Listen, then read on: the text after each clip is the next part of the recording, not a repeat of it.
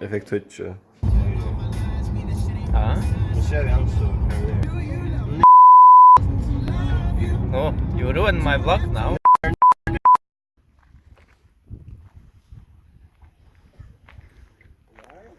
Huh? Yeah. Fucking pen. Nice. Ja, gjort det. Det skal ikke gjøre, altså, ja.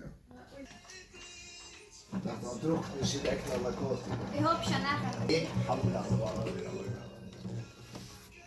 Hvor er kvinner? Det er det også. Som han er fyllt vi, lukka seg han kjetta og fyrir just fyrjo. Og det er som et eventyr, han ganger det, så det er utroligt.